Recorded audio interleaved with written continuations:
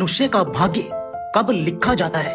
दोस्तों, क्या हमारा भाग्य जन्म से पहले ही लिखा होता है या वह हमारे कर्मों से निर्धारित होता है? दोस्तों, भाग्य हमेशा से ही एक चर्चा का विषय रहा है। बहुत से लोग मानते हैं कि हमारा भाग्य हमारे जन्म से पहले ही निर्धारित हो जाता है, जबकि औरों का मानना है कि मनुष्य का कर्म ही उसका भाग्य निर्धारण करता है। भाग्य और कर्म को समझना इसलिए भी जरूरी है क्योंकि इससे आपको यह पता चलेगा कि मनुष्य पाप कर्म अपने पूर्व निर्धारित भाग्य के कारण करता है या वो अपने कर्मों से अपनी भाग्य को बनाता बिगाड़ता है। इस वीडियो में आप जानेंगे कि भाग्य और कर्म में अधिक शक्तिशाली कौन है और क्यों, और क्या वाकई भाग्य हमारे कर्मों से बनता है। इस विषय में गरुड़ पुराण, हिंदू धर्म ग्रंथों और आचार्य चाणक्य ने चाणक्य नीति में क्या बताया है, इसके साथ ही साथ मुस्लिम, ईसाई और अन्य धर्म ने इस विषय पर क्या लिखा है, वह भी आप इस वीडियो में आगे देखेंगे। नमस्कार दोस्तों, स्वागत है आपका हमारे इस चैनल पर। आपसे अनुरोध है कि इस वीडियो को अंत तक जरूर देखें, साथ ही चैनल को सब्सक्राइब कर लें और कमेंट बॉक्स में जय श्री नारायण लिखकर परमात्मा को अपना आभार व्यक्त करें। दोस्तों, चलिए जानते हैं सबसे पहले गरुड़ पुराण में भाग्य को लेकर क्या लिखा गया है। पहले वह जानते हैं, इसके बाद आचार्य चाणक्य ने इस बारे में चाणक्य नीति में और भगवान श्री कृष्ण ने भगवत गीता में जो कहा है वह देखेंगे। हिंदू धर्म शास्त्रों में लिखा है कि मृत्यु के बाद केवल शरीर नष्ट होता है, लेकिन आत्मा कभी नहीं मरती। गरुड़ पुराण में बताया गया है कि कुल 84 लाख योनियों में सबसे श्रेष्ठ योनि मनुष्य की होती है।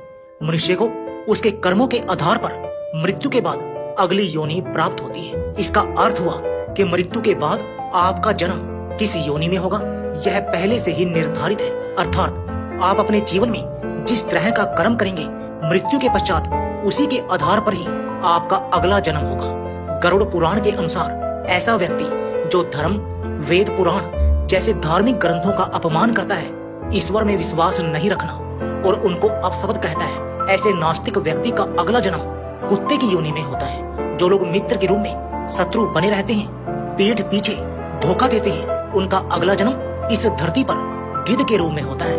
अर्थात गरुड़ पुराण के अनुसार मनुष्य के द्वारा इस जीवन में जो कर्म किए जाते हैं, उस आधार पर उसका अगला जन्म और उस नए जीवन में मिलने वाले कष्ट व्यक्ति के जन्म से पहले ही निर्धारित हो जाते हैं। दोस्तों, आचार्य चाणक्य के अनुसार व्यक्ति अपने कर्मों से अपनी मृत्यु को भी प्रभावित कर सकता है। आचार्य चाणक्य ने चाणक्य नीति के श्लोक में बताया है कि किसी भी मनुष्य के भाग्य की 5 चीज माँ के गर्भ में ही तय हो जाती है। अर्थात इस धरती पर रहने वाले हर एक देहधारी प्राणियों की आयु, कर्म, धन, संपत्ति, विद्या और मृत्यु का समय, यह 5 चीज उसके भाग्य में इस समय लिख दी जाती हैं जब वह अपनी माँ के गर्भ में होता है। आचार्य चाणक्य के अनुसार किसी भी शिशु की आयु माँ के गर्भ में ही तय हो जाती है। बच्चा अल्पायु होगा या दीर्घायु, इस संसार में आ पाएगा या नहीं, यह सब माँ के गर्भ में ही तय हो जाता है। आचार्य चाणक्य के अनुसार हर व्यक्ति को अपने कर्मों के हिसाब से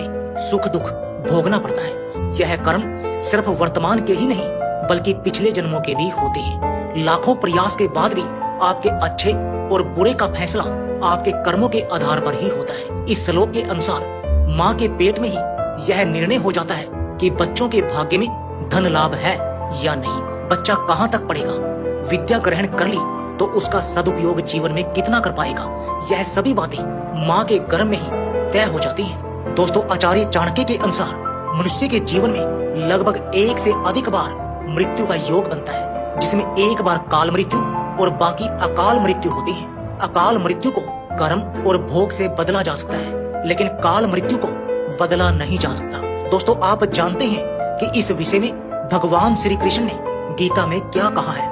दोस्तों, गीता में श्री कृष्ण ने बताया है कि मनुष्य का भाग्य किन चीजों से तय होता है। गीता के अनुसार मनुष्य अपने भाग्य का निर्माण खुद करता है। आज जीवन के हर एक कदम पर हमारी सोच, हमारा व्यवहार और हमारे कर्म ही हमारा भाग्य निर्धारण करते हैं। हिंदू धर्म शास्त्रों में भगवान श्री कृष्ण के जन्म की एक कथा बताई गई है, जिसमें कंस के लिए एक भविष्यवाणी होती है कि उसके भाग्य में देवकी की 8वीं संतान से वध होना लिखा है। यह भविष्यवाणी सच ना हो, इसके लिए कंस ने वह सब कुछ किया जो वह कर सकता था। दोस्तों, लेकिन अंत में कंस की मृत्यु उसके भाग्य के अनुसार माता देवकी की 8वीं संतान श्री कृष्ण द्वारा ही हुई।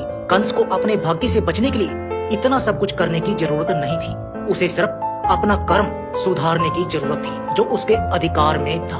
अगर वह अधर्म छोड़कर धर्म के मार्ग पर आगे बढ़ गया होता तो हो सकता है भगवान उसे क्षमादान दे देते, लेकिन वह अधर्म के मार्ग पर ही आगे बढ़ता गया और उन्हीं पाप कर्मों के कारण खुद ही मृत्यु को प्राप्त हुआ। दोस्तों, सनातन धर्म, शास्त्रों और पुराणों के अनुसार केवल कंस ही नहीं, इस संसार में जन्म लेने वाले हर प्राणी का भाग्य जन्म से पहले निश्चित होता है। कोई व्यक्ति कब जन्म लेगा, क्या करेगा और अपना पूरा जीवन कैसे व्यतीत करेगा, यह सब कुछ उसके जन्म से पहले ही निर्धारित होता है। इसके अनुरूप ही उसका अगला जन्म होता है। लेकिन इसका अर्थ यह नहीं है कि हम सब कुछ भाग्य पर ही छोड़ दें, क्योंकि भाग्य भी कर्म से बदला जा सकता है। हिंदू धर्म में भाग्य को प्रारब्ध कहते हैं। प्रारब्ध का मतलब है कि हमारा वर्तमान जीवन पिछले जन्मों में संचित किए गए सकारात्मक या नकारात्मक कर्मों का फल है।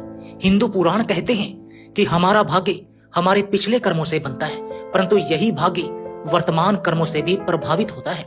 इसलिए हमें अपने कर्मों को सुधारने का प्रयास करना चाहिए और साथ ही अपने भाग्य को भी स्वीकार करना चाहिए। जो अपने कर्म पर अपने भाग्य से ज्यादा विश्वास करता है, ईश्वर उनके कर्म को ही नीति में बदल देते हैं। दोस्तों, इस दुनिया में कर्म को मानने वाले लोग कहते हैं भाग्य कुछ नहीं होता, और भाग्यवादी लोग कहते हैं किस्मत में जो कुछ लिखा होगा वही होकर रहेगा। पर क्या आपने कभी सोचा है कि कर्म और भाग्य में श्रेष्ठ कौन है? भाग्य और कर्म में से कौन ज्यादा महत्वपूर्ण होता है? यह एक बहुत ही विवादास्पद और व्यक्तिगत प्रश्न है। दोस्तों, भाग्य और कर्म को अच्छे से समझने के लिए पुराणों में एक कहानी का उल्लेख मिलता है। एक बार देवर्षि नारद जी वैकुंठ धाम गए। वहां उन्होंने भगवान विष्णु को नमन किया।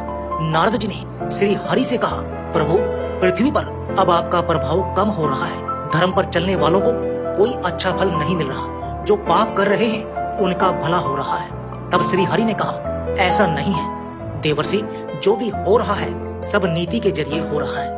नारद बोले, मैं तो देखकर आ रहा हूँ, पापियों को अच्छा फल मिल रहा है और भला करने वाले, धर्म के रास्ते पर चलने वाले लोगों को बुरा फल मिल रहा है। भगवान ने कहा, कोई ऐसी घटना बताओ। नारद ने कहा, अभी मैं एक जंगल से आ रहा हूँ। वहाँ एक गाय दलदल में फंसी हुई थी। कोई उसे बचाने वाला नहीं था। तभी एक चोर उधर से गुजरा। गाय को फंसा हुआ देखकर भी नहीं रुका। वह उस पर पैर रखकर दलदल लांग कर निकल गया। आगे जाकर चोर को सोने की मोहरों से भरी एक थैली मिली। थोड़ी देर बाद वहां से एक वृद्ध साधु गुजरा। उसने उस गाय को बचाने की पूरी कोशिश की। पूरे शरीर का जोर लगाकर उस गाय को बचा लिया। लेकिन मैंने देखा कि गाय को दलदल से निकालने के बाद वह साधु आगे गया तो एक गड्ढे में गिर गया। प्रभु बताइए, यह कौन सा न्याय है? नारद जी की बात सुन लेने के बाद प्रभु बोले, यह सही ही हुआ। जो चोर गाय पर पैर रखकर भाग गया था, उसकी किस्मत में तो एक खजाना था, लेकिन उसके इस पाप के कारण उसे केवल कुछ मोहरें ही मिली। वहीं उस साधु को गड्ढे में इसलिए गिरना पड़ा क्योंकि उसके भाग्य में मृत्यु लिखी थी। लेकिन गाय को बचाने के कारण उसके पुण्य बढ़ गए और उसकी मृत्यु एक छोटी सी चोट में बदल गई। इंसान के कर्म से उसका भाग्य तय होता है। इंसान को कर्म करते रहना चाहिए, क्योंकि कर्म से भाग्य बदला जा सकता है। दोस्तों, यानी कि पुराणों के अनुसार भाग्य और कर्म में कर्म को श्रेष्ठ माना गया है, क्योंकि भाग्य पर हमारा कोई नियंत्रण नहीं होता, परंतु कर्म पर होता है। कर्म से हम सब कुछ हासिल कर सकते हैं। दूसरे शब्दों में कहें तो कर्म फल ही भाग्य है। कर्म से ही भाग्य का निर्माण होता है, इसलिए कर्म को ही श्रेष्ठ माना गया है। दोस्तों, मेरा भी मानना है कि भाग्य और कर्म दोनों ही महत्वपूर्ण होते हैं, परंतु कर्म भाग्य से अधिक महत्वपूर्ण होता है, क्योंकि कर्म हमारे नियंत्रण में होता है, भाग्य हमारे नियंत्रण में नहीं होता। कर्म से हम अपना भाग्य सुधार सकते हैं, भाग्य से हम अपना कर्म सुधार नहीं सकते। यदि आप कड़ी मेहनत करके सफल होते हैं तो वह भी आपके कर्म के कारण ही